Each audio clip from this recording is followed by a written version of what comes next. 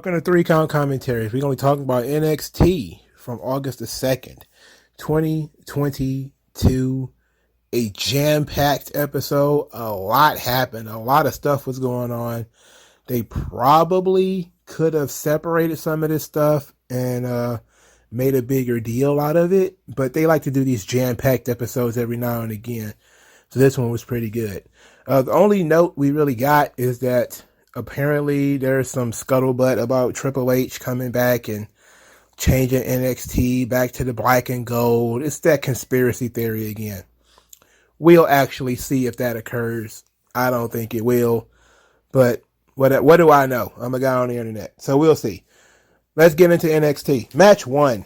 NXT Women's Tag Team Championships. A 4-way elimination match. Ivy Nile and Tatum Paxley versus Toxic Attraction versus Yulisa Leon and Valentina Feroz versus the winners, Katana Chance and Kaden Carter, otherwise known as KC Squared. All right, so Yulisa Leon and Valentina Feroz were the first two eliminated. The second team eliminated was Tatum Paxley and Ivy Nile. It was led the Toxic Attractions and KC Squared in the ending. It was actually a great finale. The finale part, I think, was very good. A little bit more organized. I think once we got to this point, though, it was a little bit, how do you say, obvious that Katana Chance and Kaden Carter were going to win. Like, they didn't do a good job of really covering it up. Like, if they really wanted to toss us, into the air, they'd have had Toxic Attraction be the first team eliminated. Maybe because the other teams worked together to eliminate them. But Katana Chance and Kaden Carter win. It was like, finally. They won with their Neckbreaker 450 finish. There was confetti. There was some dancing. Everybody was very happy. But considering this the only team in the division now, I have no idea where we go from here. Like, where do we go from here? We gotta build other teams. Like, what other teams are there? And there's likely going to be some call-ups sometime soon, too, especially on the women's side. So, I mean, what do we got left? Like, we're skin and bones on this women's side, man. Toxic Attraction had an absolute meltdown backstage. Mandy Rose promised to go straighten it out, but instead she went and beat up Saray. So, Mandy Rose, third match. Mandy Rose defeated Saray. Didn't make Saray look that great in this match. Her entrance was during the commercial. A lot of her offense was also during the commercial. And she lost the match clean. Like, Saraya's not having the best run in the United States so far. I think she's lost more than every other Japanese women's wrestler that ever been in WWE. So, I think she's the youngest, too. So, she's probably got the most to learn. But I really like Saray. I'm not sure what they're doing with her and why she's in this position. Not saying she should have beat Mandy Rose, of course, but not sure why she's constantly in the position to be the one that gets beat. But she's got a lot to go with. All right. So Mandy Rose botched Saray. She was supposed to do a body slam or something like that when Saray jumped from the top rope, and she actually dropped her. I saw that. That was in a small box, but I did see that. Mandy Rose told Zoe Stark, "This is what awaits you," which just doesn't sound like something Mandy Rose would say. I don't think she would use a word like awaits, but what do I know? I don't know her that well. She went and got a chair. She hit Saray with it a couple of times. Then she put the chair around either her arm or her leg. I don't remember which one. And I think she was going to Pillmanize it before Zoe Stark came out there and made the save and pulled her off, kicked her in the face. All right, so Mandy Rose and Toxic Attraction had a rough night. But the champions were very excited. They said that they believed in themselves. They never gave up. And that's why they're the champions now, because they never gave up and they always believed in themselves. Except for that 2 weeks where they were about to turn heel. And what the hell happened to that? Whatever happened to that heel turn? I was actually looking forward to that. So, I was looking forward to them turning heel, but I guess they pressed eject on the heel turn. That's too bad too, because I really wanted to see them turn heel. Hopefully they'll still turn heel anyway, even after they achieved something. But this feels more like a pity title run. Like, we really don't have anyone else, and we can't give it to Yulisa Leon and Valentina Feroz because neither one of them can talk. And they hang out with Sanga, and he also can't talk. So, I mean, what do we do? He's got to give it to the only true tag team left on the roster. So there you go. Congratulations, Katana and Kaden. I really like thee, but you basically just got these titles because there was no one else. Speaking of getting the titles because there's no one else, Briggs and Jensen, the NXT UK Tag Team Champions, said it's time to get back on the horse, get back to work, defending these championships. They were then confronted by Joe Gacy and the Dyad. Joe Gacy reminded everybody that Jensen is second generation and that Briggs is not, and nobody else apparently there is either. Then he, I think it was Jagger, James Drake. I'm trying to remember what his name is. He was looking at Fallon Henley, and he says that he wants to offer her a roadmap to salvation. This upset Jensen and says that he was going to give him a roadmap to his fist. So then Joe Gacy essentially accepted the challenge to the match for later. So the sixth match on the card, Joe Gacy versus Jensen. And this match was pretty much a dominant performance by Joe Gacy, but, as Jensen was making his comeback, Briggs started to intimidate the Dyad. This took the referee's attention for some reason. I have no idea why that would be. Then Pretty Deadly ran in the ring. Referee saw this, didn't do disqualification because they never touched Jensen. So he threw him over the top rope. And that was enough to distract him, and Gacy ends up beating him. I was like, we could have did without this. We could have kept this one in the back. This is one of the things we could have kept off the show.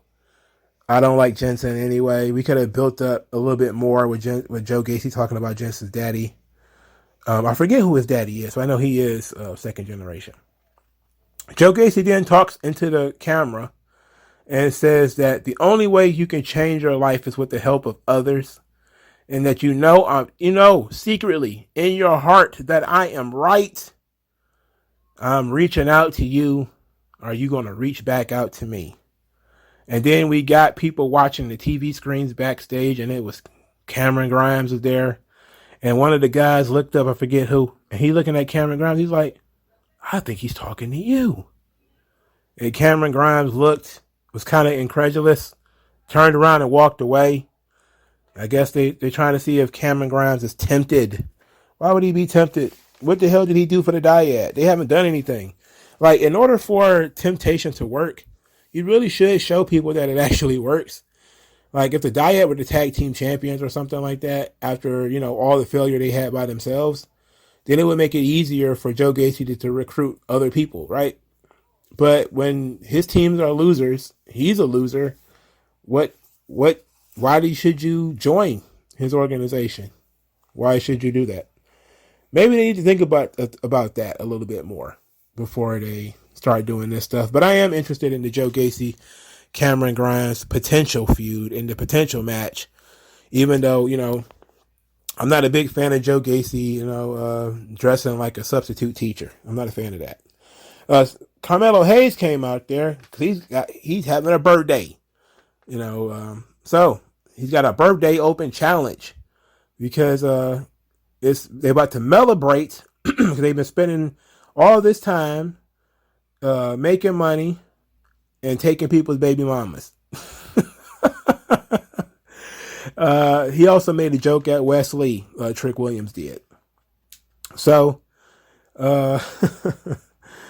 he said the next person that comes into the ring is going to get the shot. Giovanni Vinci started making his way to the ring, but he was doing his traditional entrance, was stopping and taking snapshots. And in one of the snapshots, you see Nathan Fraser behind him. And since you know that Nathan Fraser is human grease lightning, he ran into the ring before Giovanni Vinci got there and basically stole the shot. So Giovanni Vinci wasn't that upset about this. Instead, he just went to commentary and complained. Instead of, pitching a bitch, getting in the ring and getting in Nathan Fraser's face, which is kind of the kind of confrontation that you want to have. you know. And then Carmelo Hayes could just stood there and let them argue, like, "Hey, one of y'all better, you know, one of y'all better figure it out." But it seemed like Giovanni Vinci just kind of gave up and was like, "Oh, it's like that," and then just went to commentary. Nathan Fraser is he's the fastest kid alive at this point. He's just running around that ring, man. I could barely keep up. I feel bad for the cameraman. Um, Nathan Fraser does a tope suicida through the ropes. He bumps Carmelo Hayes backwards into the announce desk, which knocks water all over Giovanni Vinci. Big mistake. Then he climbs to the top rope a little bit later.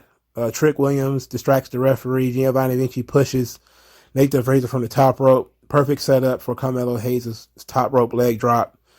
Carmelo Hayes wins, and Vinci screwed Nathan Fraser out of this match.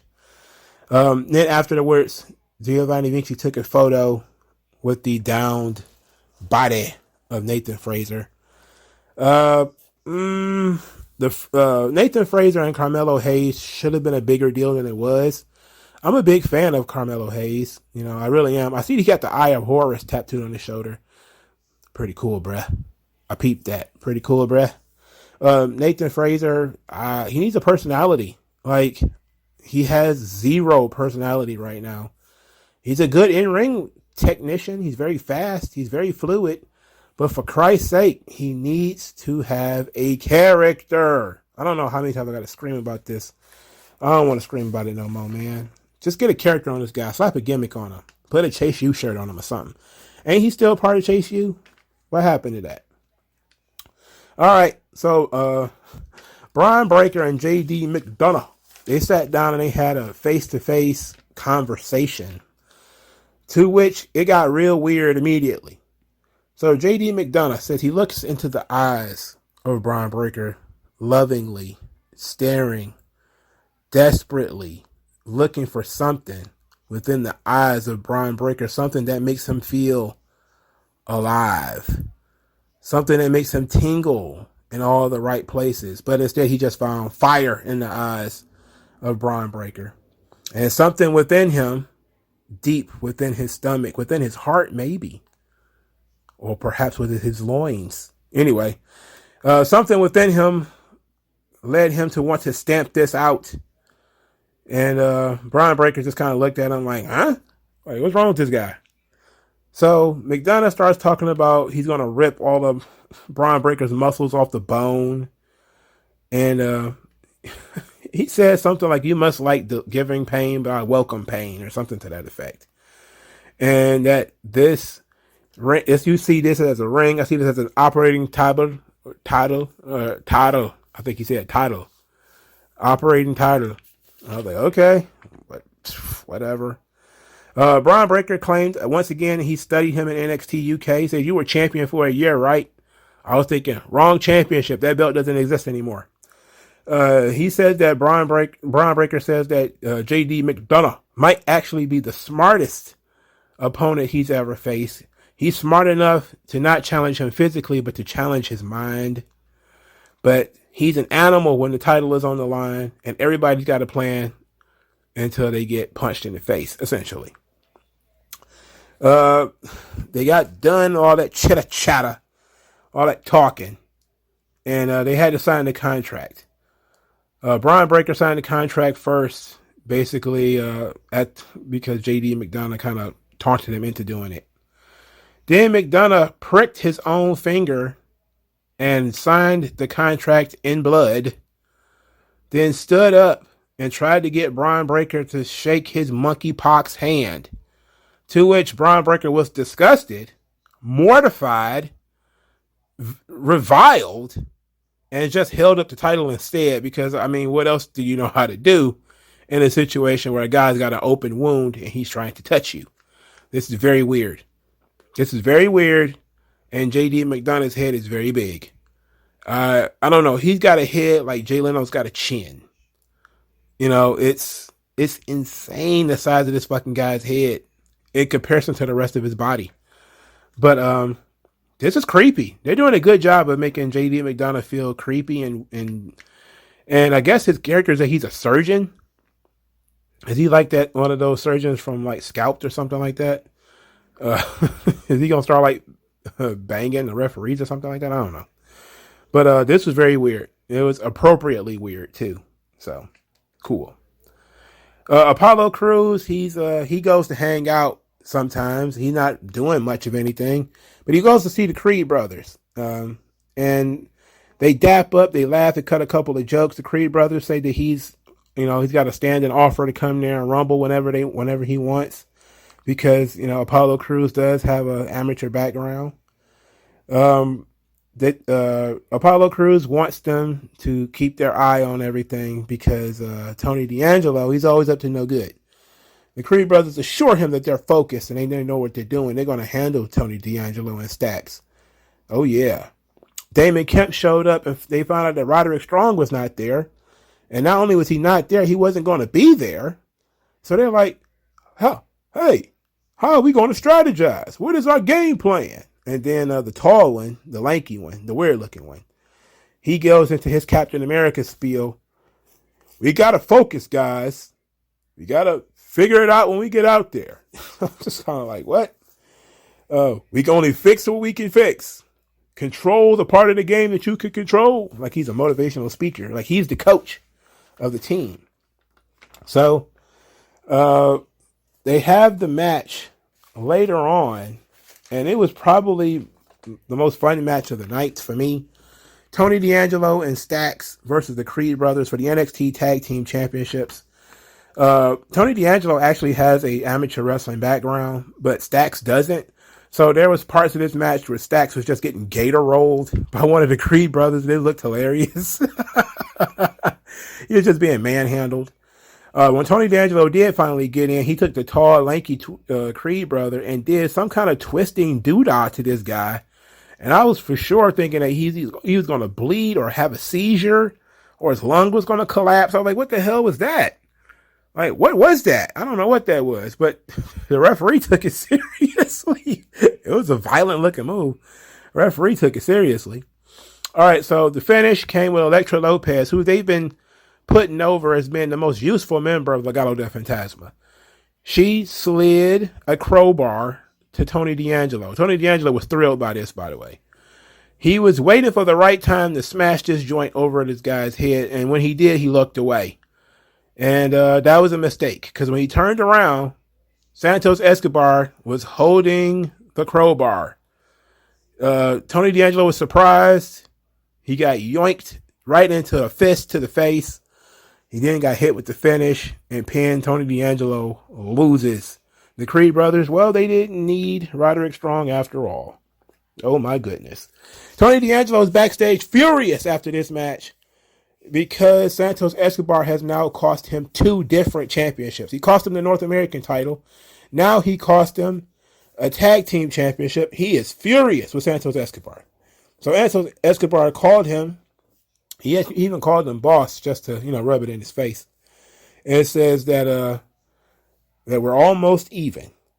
And then they made the decision that they can't work for each other and they can't work together. So they need to have another meeting. And I was like, oh, fuck. I was like, oh, no. They're going to have another sit down. Like, that's not really how this works at this point, is it? Like, you already put him in the hospital. There should be a little bit more to this, in Santos Escobar's terms. He should be a little bit more angry, shouldn't he? He should be a little bit more furious, shouldn't he?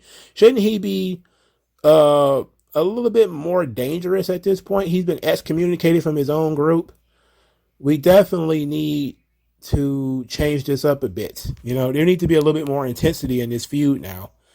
But I guess they're going to have another sit down to decide how they're going to figure out what's going to go on here. But I'm guessing it's going to be a loser leaves NXT match, and Santos Escobar is going to lose again. Legado del Fantasma is going to lose again. If I were NXT, I would probably take this to the fight pit. They haven't had a fight pit in a long time. And I think this would be a great match to sell Heatwave, to blow off the feud between these two guys. And it's a submission only. So you can't, I think it's knockout and submission only. So, they haven't had a fight pit since what was it? I don't know. When was the last one? But they need to do that. Go ahead and do it. I've been waiting for another fight pit and looking for a reason for them to have one. And I think that Santos Escobar and Tony D'Angelo is a good one, that they could have a fight pit between the two of them. Not saying that, that either one of them has MMA background. You don't need that. This is just to settle the score once and for all. They need to have some kind of cage match, I would think. They would have to have something. It would have to be something dramatic. Last man standing. I would love it if it was last man standing, loser leaves NXT. That would be great. Got to be like something dire. But I like both of these guys though. They've cooled off Tony D'Angelo quite a bit, but I think that's mostly with him being a heel. Everybody thought he was going to be a babyface at first, but you were wrong. He's not a babyface, and he's been really good as a heel too. But it's been a little cooling. All right, let's move it along. Tiffany Stratton was doing gymnastics. She was practicing because she's a once-in-a-lifetime athlete, and she has no time for losers like Wendy Chu. And she doesn't really understand how anybody could be okay with losing, and she lost that battle royal. And it's been bothering her that she lost because she's a superior athlete. And her and losing shouldn't be in the same sentence. So we see her doing all these tumbles and everything. And then afterwards, she's like, shopping time. And it's like she went from being superior athlete back to sort of ditzy, legally blonde. And I kind of like that, It's a nice little character thing where we see that she is not the vain, shallow character that you think that she is. If you look at Tiffany Stratton, you would think that she's very shallow. All she cares about is stuff. But she also has a great work ethic. And she knows that she has to work for what she wants. And if she wants to be a success and be seen as a success, she has to bust her ass. She failed and she went back into the gym and do what she does. Now, I don't see how gymnastics will help that. Like, how does gymnastics make you a better fighter? I don't know. I don't know. But, that's like I used to see in Daredevil comics. He used to do like handsprings, and he had like those rings that come from the ceiling, and he used to always do like sit-ups and stuff with them. That was the cool stuff about comic books back in the day, where, you used to see the character's workout regimen. That was part of the story sometimes. You would see them training and striking and stuff like that. Like, all that stuff kind of went out, went out the way for some reason. I don't know. But I loved this addition to Tiffany Stratton because it shows that, not only is she cocky and arrogant, but she's willing to work for whatever she wants, She's daddy's little rich girl, and he paid for her superior training, but she is the one who put in the hours of work. She's the one who's focused. She's the one who is, doing the work. That's the extra layer to the character that I really like. And if you look at NXT, they do have these characters that are, have these second or third layers to them. All right, so we're backstage with Axiom. Everybody hates Axiom all of a sudden. I think it's the superhero thing. Nobody likes superheroes in wrestling. Nobody likes them. But I also think that it's partially the Chelsea Green, Deonna Purrazzo thing, where they claim that this Axiom thing is what Deonna Purrazzo wanted the Virtuosa to be. Even though I don't see how that could be, considering she didn't do this. She didn't do a superhero. I don't know. We don't know like what the math shit is all about. We don't know how that fits the gimmick. We don't know. But apparently this was the idea that Chelsea Green learned from Deonna Purrazzo, and he was talking about this. And I think nobody cares about this fucking character too. Like, it's very hard for them to care. But Axiom was backstage, says that his timing to join NXT couldn't be more perfect. And then Duke Hudson just strolled on over. Says that Axiom doesn't belong there. He's too small, unlike him, who is 6'5" and pretty muscular.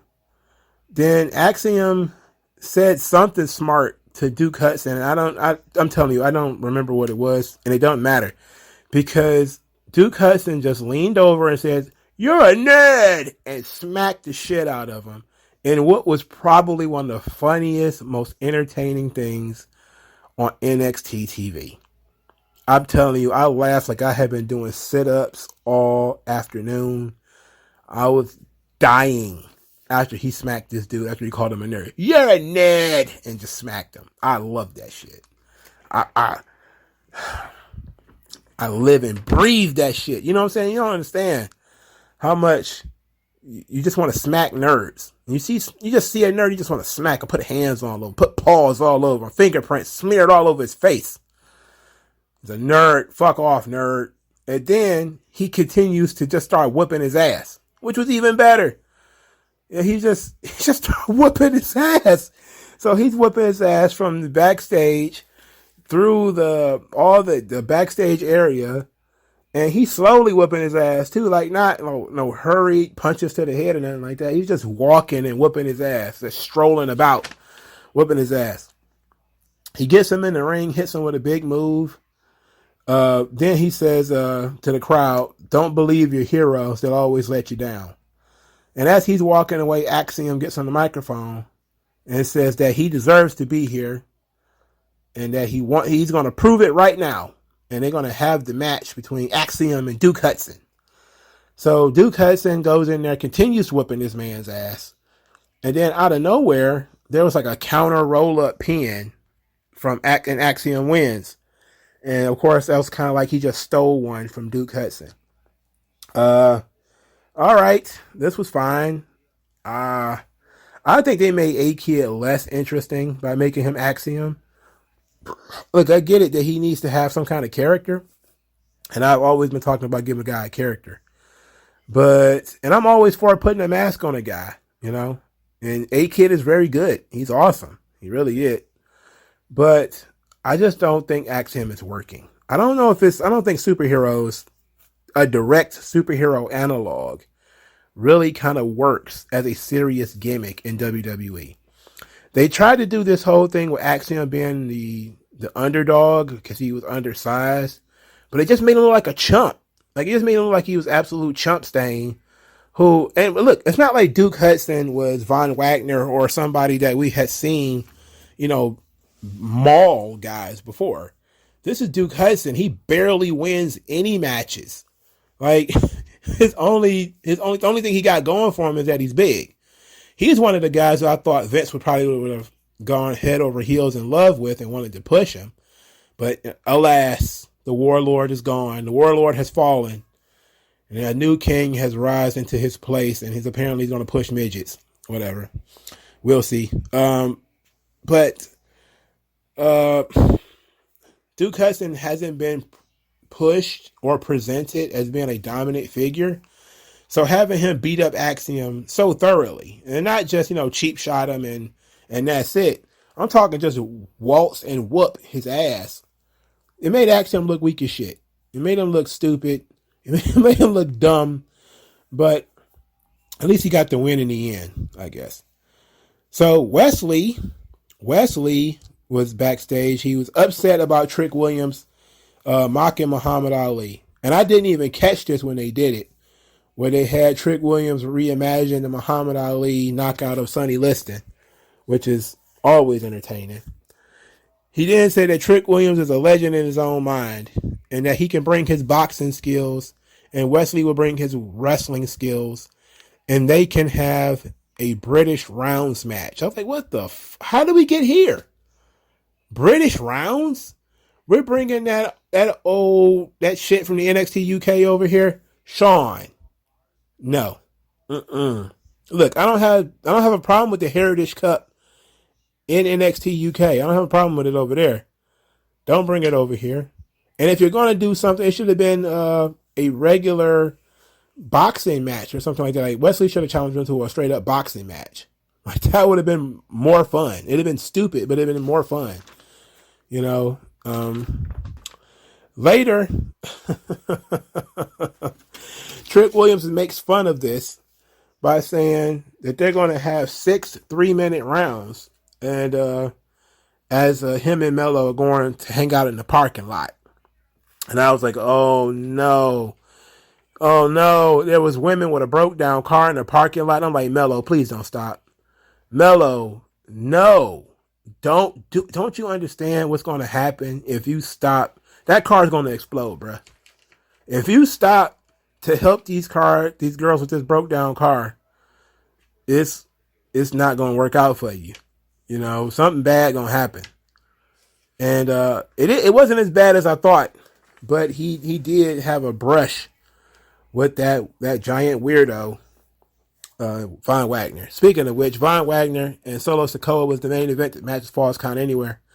They fought throughout the building, including backstage into the parking lot.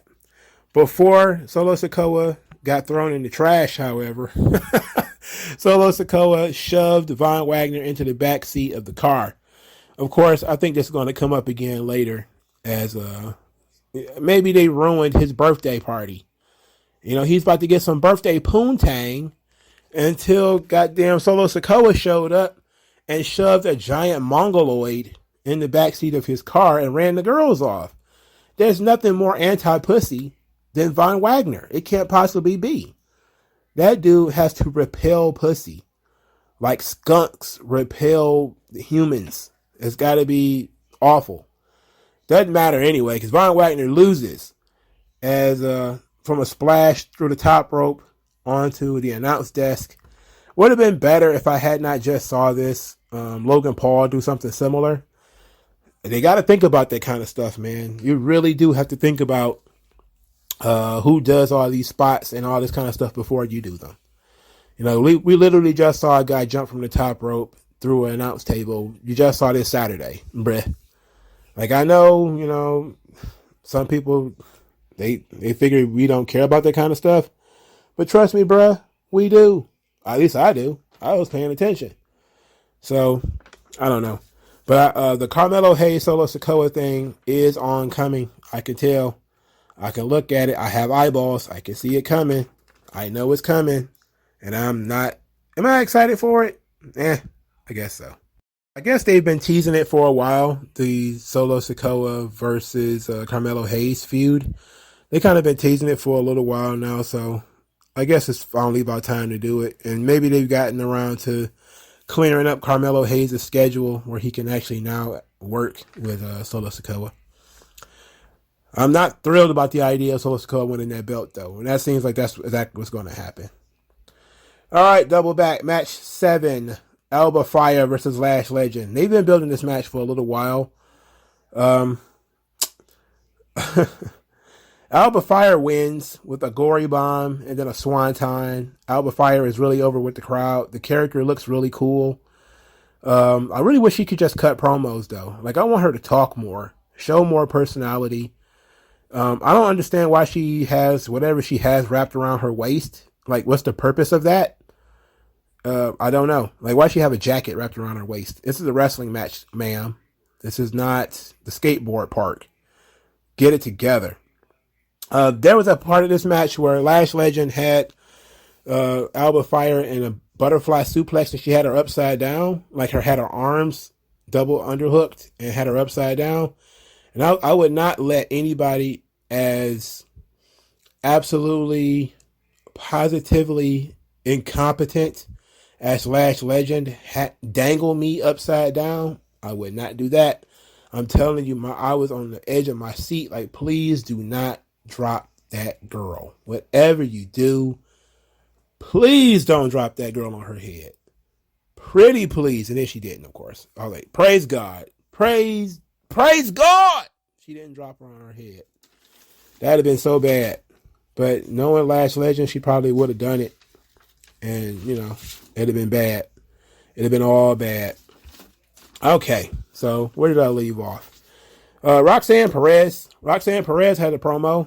She talked about how she was in shock that her big sister, Cora Jade, turned on her. That they used to motivate one another, and she was Cora Jade's #1 fan, and they were doing so well together. They were unstoppable. And that all she wanted to do was end the people who have been bothering Cora Jade. That's all she wanted to do.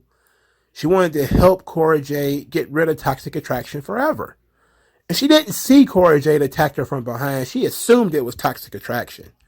And she was shocked to find out that it was Cora Jade, saying that their friendship meant more than that championship. And And it says that, oh, okay, so you want to throw the belt in the trash? Okay then, bitch. How about you have a match with me at Heatwave? And then we immediately went to Cora Jade, who was like, no, bitch. I don't need to associate with you. And she says that if Roxanne Perez is as good an actress as she is in the ring, you shouldn't trust her. Or maybe she got that backwards. I don't know how that went. And then she says she's the talk of the town. She's the talk of NXT. Everybody's talking about her. And she says, Roman, Bailey, and me, we're the topics of conversation. I was like, whoa, that's delusional. Whoa, that's delusional. I like that character arc, too. I like that she's losing her mind, apparently. Then Mandy Rose stormed in, and Mandy Rose wants Cora Jade to take out Zoe Stark. And Cora Jade doesn't like Mandy Rose, which is good, because I'm glad she, didn't become a heel all of a sudden, and she was okay with it. So she wasn't trusting Mandy Rose. She wasn't interested in helping Mandy Rose. But Mandy Rose, suggested a little idea. If you take out Zoe Stark, then the number 2 person in the Battle Royals gets the shot, right? Who was number 2? You were. So you don't have to worry about Roxanne Perez if you take out Zoe Stark. And so Cora Jade said she was going to think about it. Now, I did like Cora Jade's attitude here a little bit more. It was a little bit more dismissive. It was a little bit more cocky. It didn't sound as forced. So I thought she did really well here. Them calling each other bitches. Okay, fine. Nuh-uh, bitch. Nuh-uh, bitch. I was like, oh boy. I was transported to, some of those conversations I overhear at the job. Bitch, please. Like the Real Housewives of such and such. I cannot stand that shit. Can't stand it. But Roxanne Perez still sounds like she looks like a deer in headlights, and she sounds twice as scared. I don't know what's going on, bruh. She needs some help. she needs help. Help that girl. But she's in the right place, because she wouldn't actually get any better anywhere else. So that's good. So the last thing we got here is Nikita Lyons. Ooh, wee baby. So Nikita Lyons says she ain't got nothing to hide. She don't care that Kiana James is doing research on her. But she says that she knows people like Kiana James been dealing with them her whole life. People who think they didn't know better. People who want to change her, who thinks that she should be a certain way. And she only going to be herself, and she's not going to change for anybody. But if Kiana James has a problem with her, she can meet her in the middle of the ring next week. And I was like, go ahead and do that, Kiana James. Go ahead and do that. Anything that's going to get some Nikita Lyons on my screen. I mean, shit. You got to look at her like Django Leg is looking at Claude. You feel me? I mean, goddamn. Everybody's doing that. Anyway. So the episode of NXT was very good. The Tony D'Angelo and Stacks being tagged versus the Creed brothers was very good. I even liked the finish. This fits, better as a main event to me. To bring back Santos Escobar in a crowded episode where there's a lot of stuff happening. It kind of feels like at the end of it, you forget that he was back already. So I think they should have put some focus on this, built it up through another episode. They should have taken this part or that part and built it up for next week, and maybe have Stacks and Two Dimes win another tag team match this week or something like that before we move them on. That would have been nice, but I did like the Elektra Lopez, how she was subtle about her turn. It wasn't a big deal, and she seemed like she was doing her job, so it was nice. The Giovanni Vinci, Nathan Fraser program, I'm not interested as long as Nathan Fraser doesn't have a character. As long as he's just plain Jane, it's going to be hard for me to get into it. I know the guy's really good in the ring, but come on, he needs to have some kind of gimmick. Everybody is gimmicked around there except for like him and Zoe Stark. Come on. You the two speediest motherfuckers in the company. Well, Zoe Stark was speedy as hell. I don't know how she is now with her broken leg. But she needs to get it together. The women's tag team championships are absolute abortion right now because there's no women. So I'm guessing they're going to start bringing in some more NXT women. They've had tryouts, which means they got some people signed, which means it's almost time for cuts and call-ups. I mean, it's inevitable. There's going to be some people who was in the performance center, and either they're going to be called up to NXT or called up to SmackDown or something like that, or they are going to get sent home because you can't have a PC full of people who are not ready. And if some people have been there for a while, they either need to improve or fuck off. So I don't know, but it's about that time. I'm loving Carmelo Hayes and Trick Williams. I love them. I don't know about this British rounds thing that they got going on here with Wesley. I don't know. I'm kind of stupefied by that. I'm not sure it's a good idea, but I don't know. It's interesting, at least. It's different. I like that Trick Williams is doing his own thing in terms of his own program. I don't know what you do with Von Wagner at this point. He lost to Solo Sikoa. His monster aura is not really working. I don't think you could turn that guy babyface. I think they should have threw a mask on him and had him be like an old school destroyer or an old school assassin or something like that, or executioner or something, just a generic Goomba to beat people up. I don't know, but what they doing with him right now is not working. Same thing with Axiom, it's not working. I know Axiom has only been around for 2 or 3 weeks, but it's not working. So I thoroughly enjoyed the episode of NXT. New women's tag team champions, a big thumbs up. But the division is shit, so I don't know. Toxic Attraction not winning and being distraught about not winning was good. Cameron Grimes and Joe Gacy seems like an interesting feud. It could be an interesting partnership. Briggs and Jensen need to burn and get off my screen. They need to call up Pretty Deadly to be in Maximum Male Models. Same thing with Giovanni Vinci. They need to call them up. And they need to open up some space for some other people. But let me know what you guys think. And I'll talk to you guys later.